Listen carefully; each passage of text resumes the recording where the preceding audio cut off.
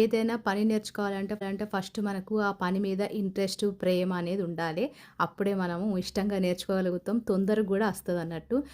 అయితే మా పెద్ద బాబు ఈరోజు మటన్ బిర్యానీ చేస్తాండు. ఫస్ట్ అయితే అరకిలో మటన్ తీసుకున్నాడు. అందులో ఉప్పు, కారం, లవంగాలు, ఇలాచి, దాల్చిని, ఫ్రై చేసుకున్న ఉల్లిపాయలు, కొత్తిమీర, కొద్దిగా 2 టేబుల్ స్పూన్ల ఆయిల్, 2 టేబుల్ స్పూన్ల నెయ్యి వేసుకొని మంచిగా కలుపుకొని పక్కన పెట్టుకున్నాడు. అల్లం వెల్లుల్లి పేస్ట్ వేసుకున్నాడు. దాంతోపాటు పచ్చిమిర్చి పేస్ట్ కూడా వేసుకున్నాడు.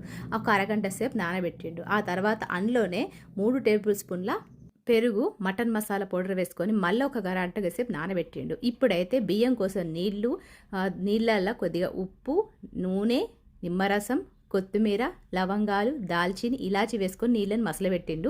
ఒక గిన్నెలో నీళ్లు తీసుకొని నీళ్ళైతే మసలబెట్టాలా. ఆ మసలిన నీళ్లను మటన్లో వేసుకొని అంటే మటన్ మునిగే వరకు వేసుకొని కలుపుకొని పక్కన పెట్టుకోవాలి. అంతసేపు మనైతే మరిగిన ఈ నీళ్ళల్లో ముందుగానే నానబెట్టుకున్న బాస్మతి రైస్ని వేసుకొని 75% అయితే ఉడకబెట్టుకుంటాడు.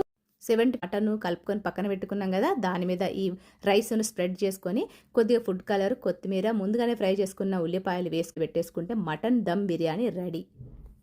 అయితే అడగడం మర్చిపోయినా, బిర్యానీ ఎట్లా వచ్చిందో లైక్ చేయండి. నచ్చితే లైక్ చేయండి. కొత్త వాళ్ళైతే సబ్స్క్రైబ్ చేసుకోండి.